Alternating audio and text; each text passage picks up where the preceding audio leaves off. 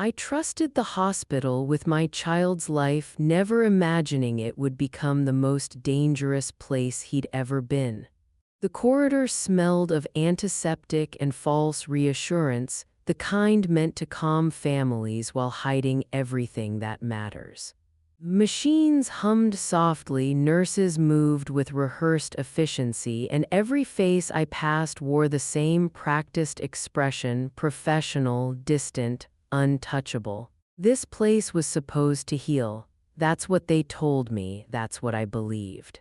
My son, Evan, lay unconscious in a private room at Northbridge Medical Center, surrounded by wires and blinking monitors that spoke in numbers I was told not to worry about.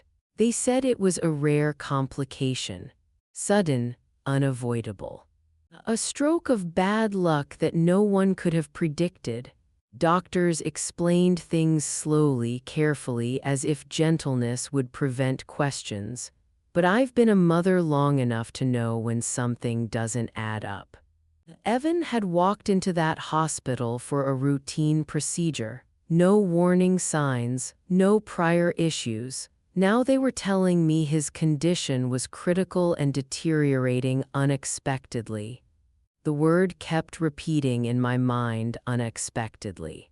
Used too often, too conveniently, every update felt scripted. Every explanation carefully vague. When I asked specific questions, the answers shifted just slightly, never fully contradicting each other, but never aligning either.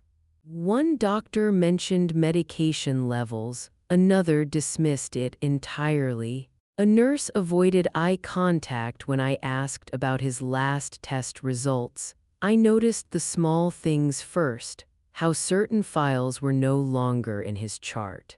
How test times didn't match recorded results. How decisions about Evan's care were made quickly, without discussion, without consent, always framed as urgent. Then there were the visitors. Men and women who didn't introduce themselves clearly. Conversations that stopped when I entered the room. A sense of hierarchy that had nothing to do with medicine. I caught glimpses of documents being exchanged, hushed voices near the nurse's station, my name spoken just softly enough to pretend it wasn't. They thought I was just a worried mother. They underestimated how closely I was watching. Late one night, while sitting alone beside Evan's bed, I noticed something that made my hands go cold. The medication drip adjusted. Not documented, the dosage didn't match what I'd been told earlier that evening. When I called for a nurse, she corrected it quickly and smiled, telling me it was a routine correction.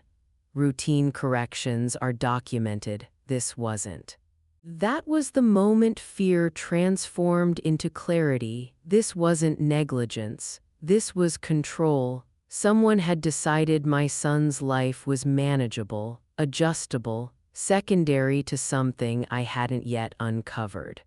And whatever that something was, it was powerful enough to silence questions and rearrange facts.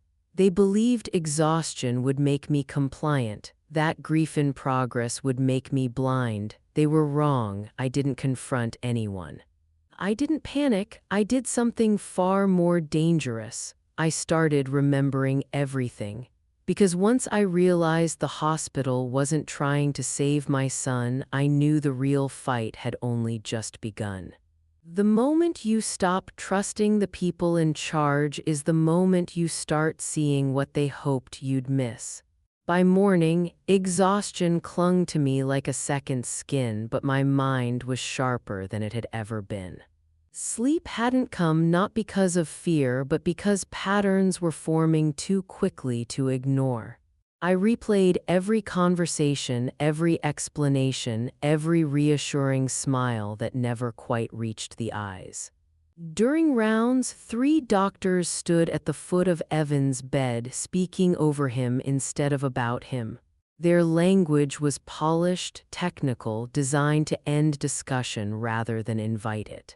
When I asked why his treatment plan had changed overnight, one of them answered without looking at me. Another redirected the conversation. The third said nothing at all. Silence, I was learning, was their most effective tool. They told me Evan needed to be kept stable, yet procedures were being delayed without explanation. Tests were ordered, then quietly canceled. When I asked to see the full medical record, I was told it would take time. Systems were slow, they said, policies were strict, it was always something, so I started taking notes. Not emotional ones, precise ones, times, names, shifts, who spoke to whom before decisions were made. Which nurses avoided my questions and which ones looked like they wanted to answer but couldn't. I noticed how often the same administrator appeared whenever discussions turned serious, as if his presence alone could close the matter. That afternoon, a social worker visited my room unannounced. She spoke gently about stress, about how overwhelming medical crises can affect perception.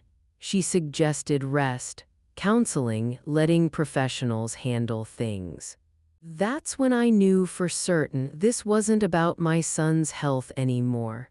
It was about managing me. I asked her why Evan's medication dosage had been altered the night before without documentation.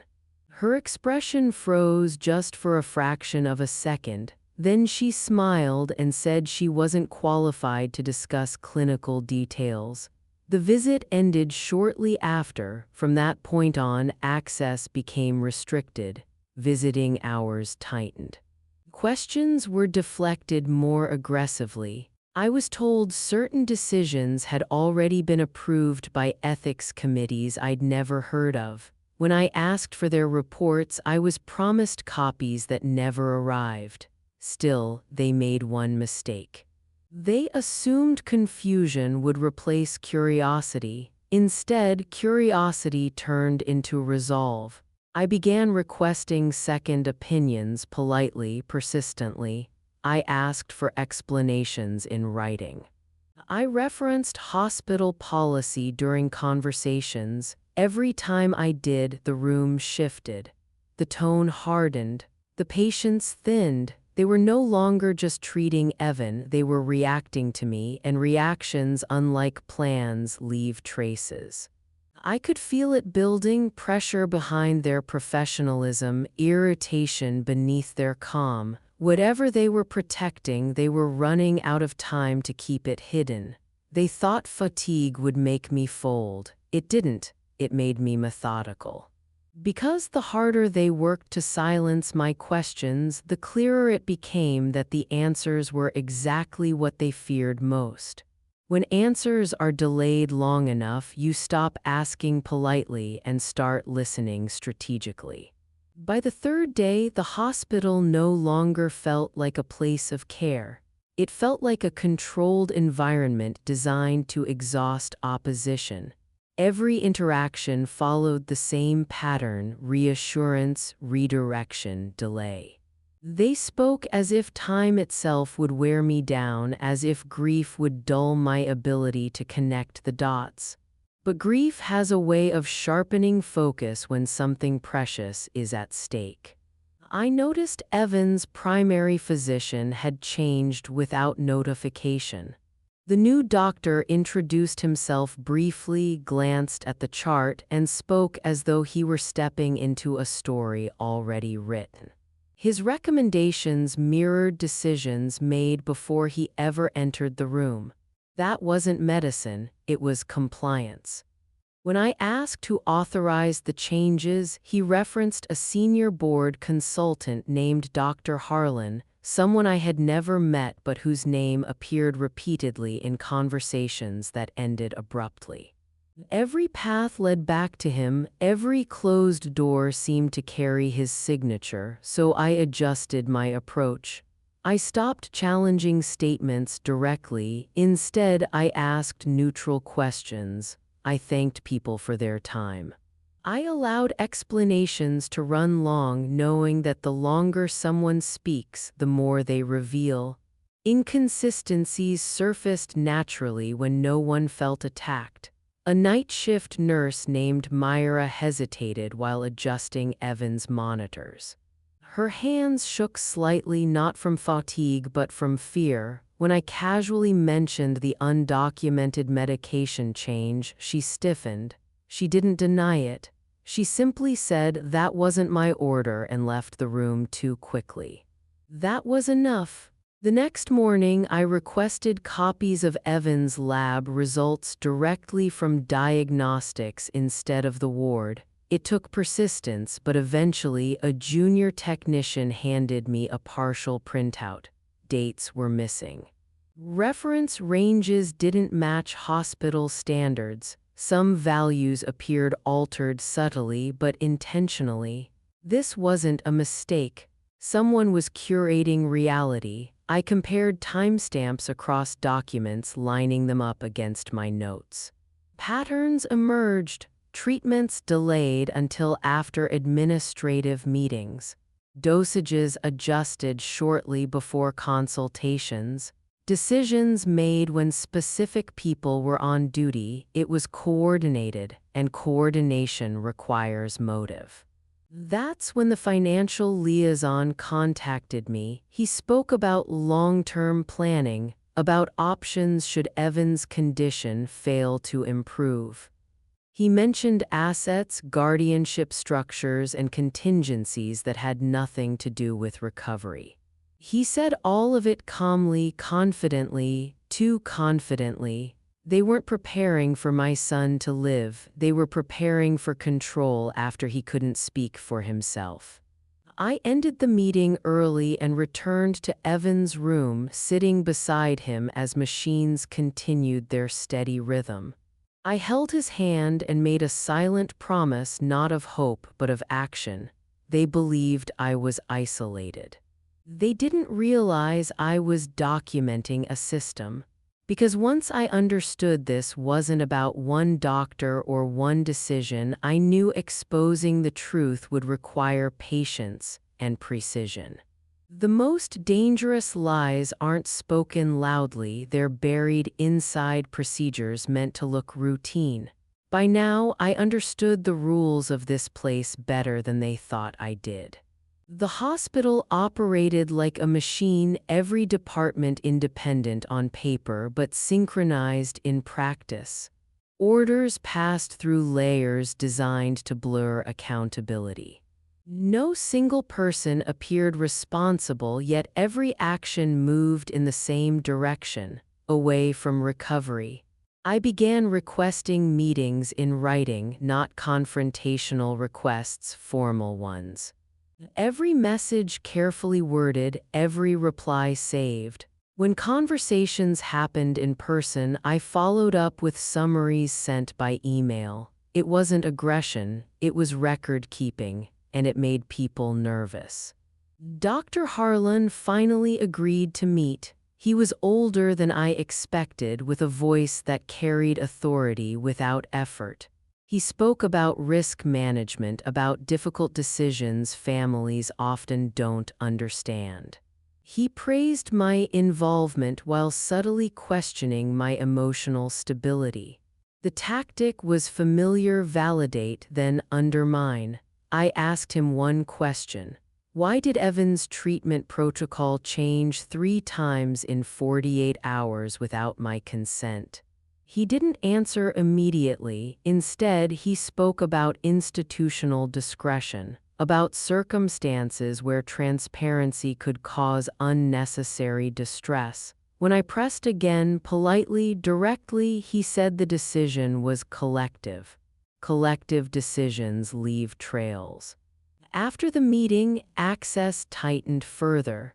I noticed my badge stopped opening certain doors. Nurses double-checked authorization before speaking with me. I was no longer just a concerned mother, I was a variable.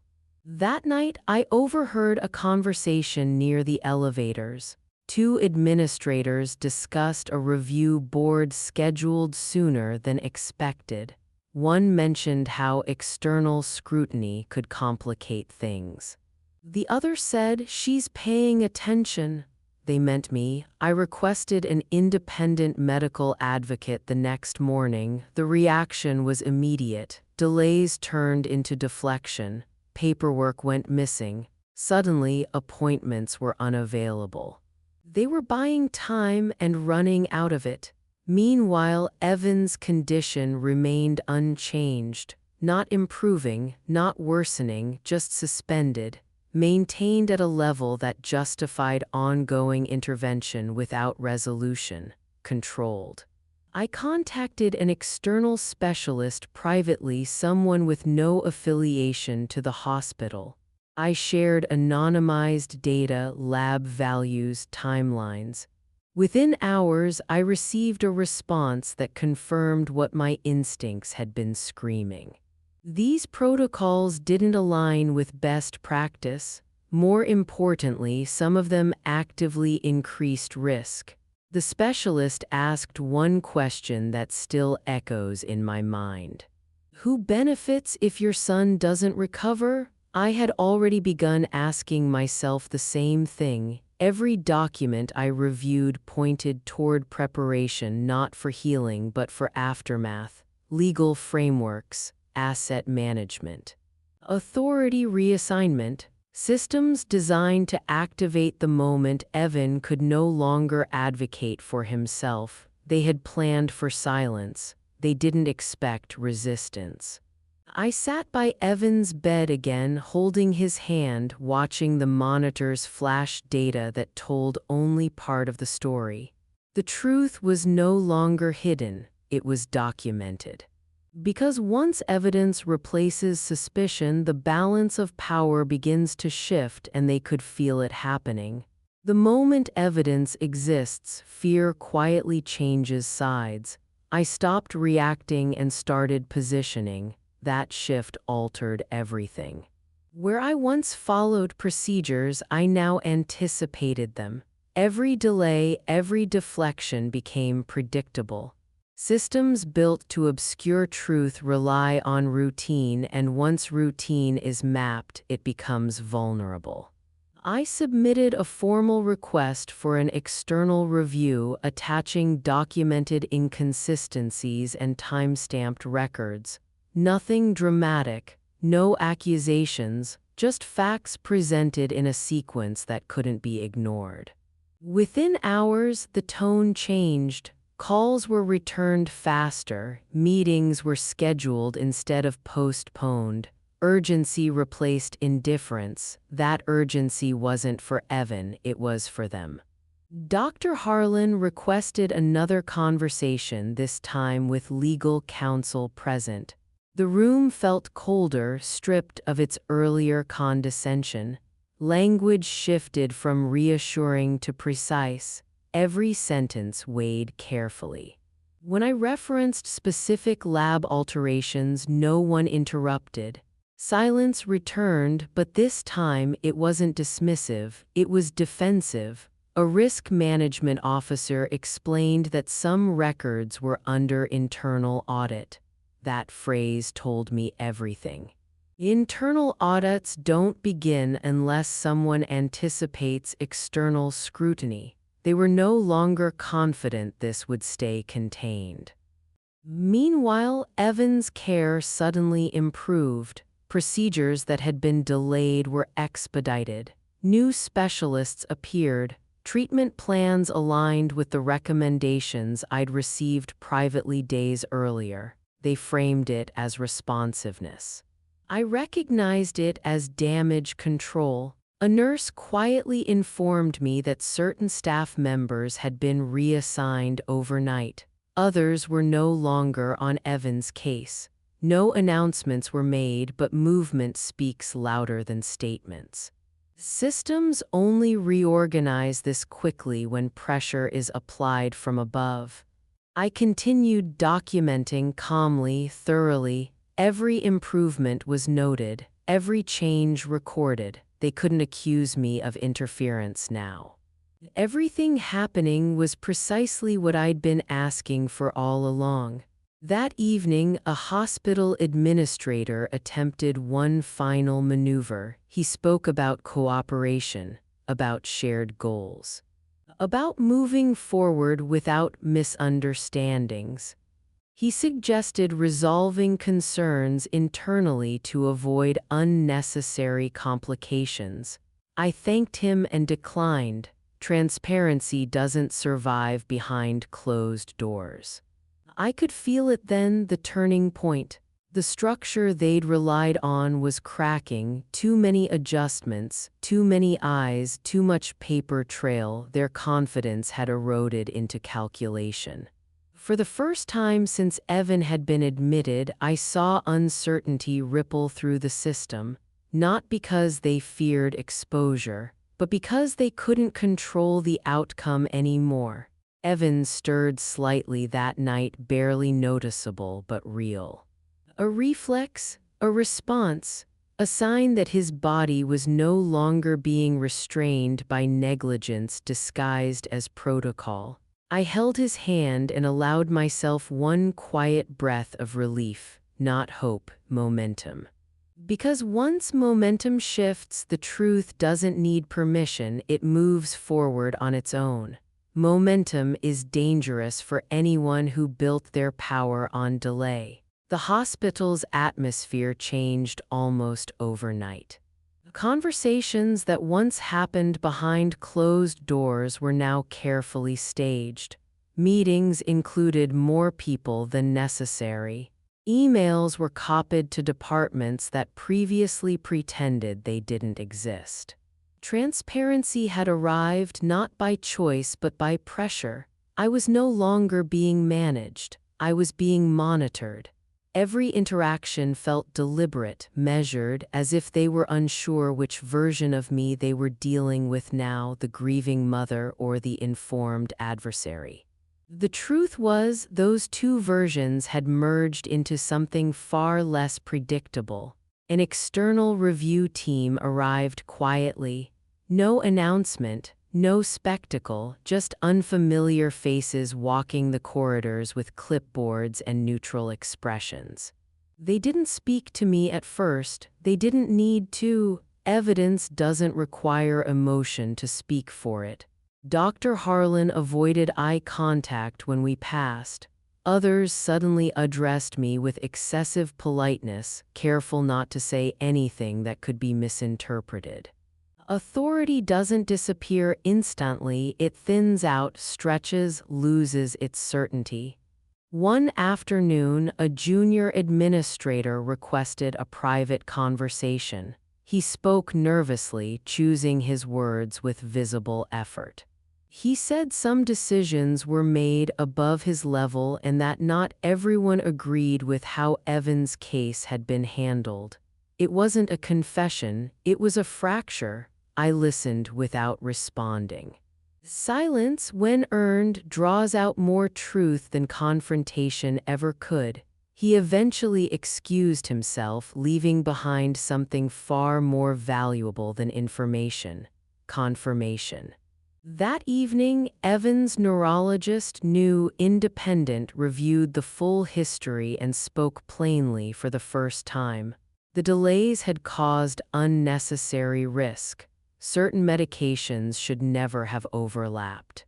Adjustments had been made without clinical justification. He didn't speculate about motive. He didn't need to. The review team began requesting original files, unaltered copies. Suddenly, system errors were acknowledged. Backups were referenced. Timelines were reconstructed. Every explanation added weight to the same conclusion: this wasn't oversight, it was orchestration. And orchestrations collapse when too many people are asked to remember the same lie. I felt no triumph, no satisfaction, just a steady calm, the kind that comes when chaos finally follows logic instead of secrecy. Whatever happened next was no longer in their control. That night, as machines hummed around Evan's bed, I realized something crucial. They hadn't underestimated my intelligence. They had underestimated my patience. Patience gave me time, time gave me evidence. Evidence removed their leverage. By morning, formal notices were issued. Protocols were frozen pending review. Authority shifted upward, outward away from the small group that had quietly dictated outcomes for weeks. The system was correcting itself, not out of morality, out of exposure, because when truth reaches a critical mass, even the most protected structures begin to turn on themselves. The most unsettling moment for those in control is realizing the system they hid behind is no longer protecting them. The review didn't move quickly, but it moved decisively. Every step was procedural, deliberate, and impossible to rush. That patience worked in my favor. The more time passed, the more inconsistencies surfaced. Small contradictions at first, then undeniable fractures. Staff members were interviewed separately. Stories that once aligned perfectly began to drift. Dates didn't match. Instructions were remembered differently. Someone referenced a meeting that another person denied ever attending. These weren't dramatic revelations, but they were irreversible. Dr. Harlan was questioned again. This time his explanations were shorter, less confident. He leaned heavily on policy language, but policies only protect when applied consistently. When confronted with time-stamped records and original lab data, his certainty collapsed into defensiveness. I wasn't in the room when it happened, but I didn't need to be. The change in behavior was visible everywhere. Doors that once closed quietly now stayed open. Conversations paused when I walked past, not out of dismissal but caution. They weren't afraid of me, they were afraid of documentation. One nurse finally spoke to me privately. Not to accuse, not to confess, but to clarify. She explained how orders sometimes came down without explanation, how questioning them wasn't encouraged, how trust in authority had replaced verification. Her voice shook not from guilt but relief. She wasn't alone. More accounts followed, always careful, always indirect. No one wanted to be first, but no one wanted to be last either. The narrative they'd protected began unraveling under the weight of collective discomfort. Meanwhile, Evan's condition began to stabilize properly, not artificially maintained. Actually improving, responses were tracked. Adjustments made transparently. The difference was unmistakable. For the first time, his care felt honest. A formal notice was issued stating that certain senior staff were being placed on temporary leave pending investigation. No names were mentioned publicly, but the absence was noticeable. Power doesn't vanish quietly, it leaves a vacuum. I felt no satisfaction watching it happen, only a quiet certainty that persistence had done what confrontation never could. The hospital issued a statement emphasizing commitment to patient safety and internal accountability.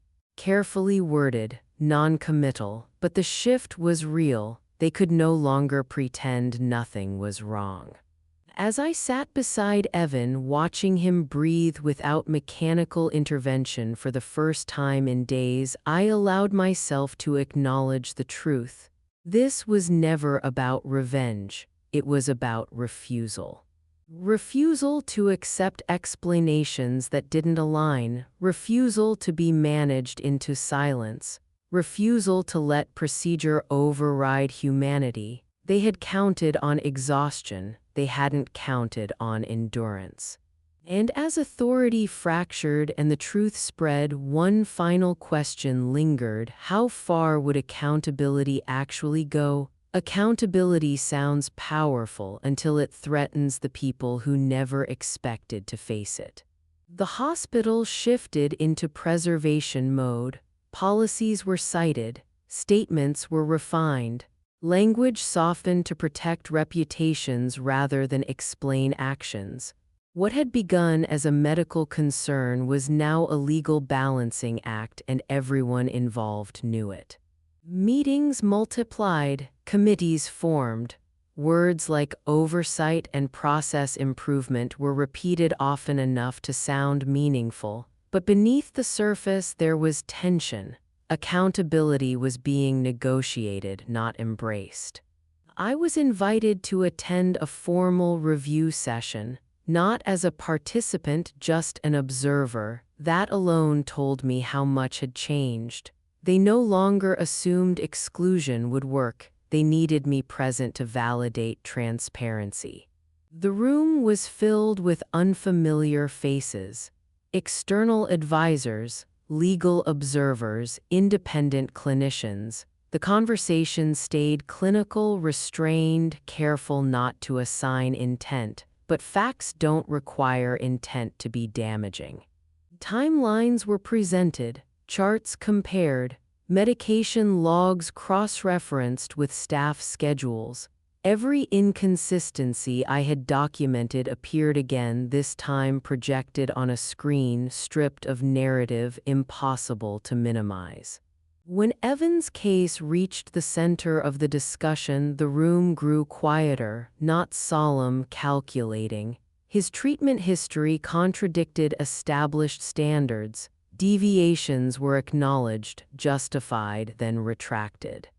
Each explanation weakened the next. Someone asked whether these deviations served a clinical purpose.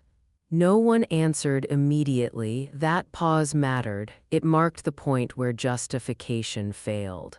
Where authority could no longer pretend certainty, where accountability stopped being theoretical and became personal. Later that day, I was approached by a representative from outside the hospital system. Calm, direct. He asked if I'd be willing to cooperate further should formal proceedings advance. He didn't promise outcomes. He didn't suggest resolution. He simply acknowledged that what I'd documented couldn't be ignored. Evan continued to improve. Slowly but genuinely, therapy replaced intervention. Observation replaced manipulation. His recovery wasn't sudden, but it was no longer obstructed. That was proof enough. I spent long hours beside him, not watching monitors anymore, but watching him. His breathing, his reflexes, small signs of return that had nothing to do with charts or committees. Around us, the hospital recalibrated. Not out of integrity, but necessity. Structures adapt when survival is threatened. That doesn't mean justice is guaranteed. It means the truth has become inconvenient, and inconvenient truths don't disappear quietly. I understood then that exposure isn't an endpoint. It's leverage. What happens next depends on who's willing to hold it and how long they're prepared to stand still under pressure. I wasn't angry, I was steady. And steadiness in systems built on avoidance is disruptive. Because once accountability begins circling the right names, the real consequences are finally forced into the open. When consequences get close enough to touch, even the most protected people start rewriting their loyalty. The days that followed felt strangely calm, as if the storm had passed, when in reality it was only changing shape. The urgency that once filled the hospital corridors was replaced by restraint. Fewer conversations, more paperwork.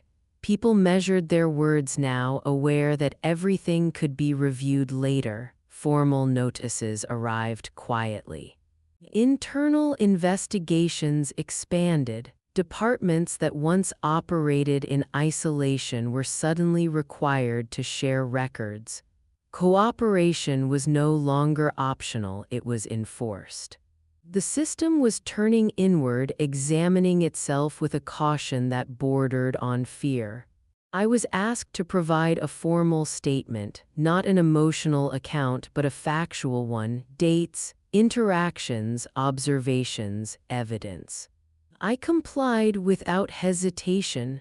I had been preparing for this moment long before anyone asked. What surprised me wasn't the request, it was how many others followed. Staff members came forward independently, some offered clarification. Others provided context. A few admitted they'd suspected something was wrong but didn't know how to intervene. Their accounts didn't contradict mine, they reinforced it. Patterns became undeniable. Dr. Harlan's name surfaced repeatedly, not as an isolated decision-maker but as a coordinator.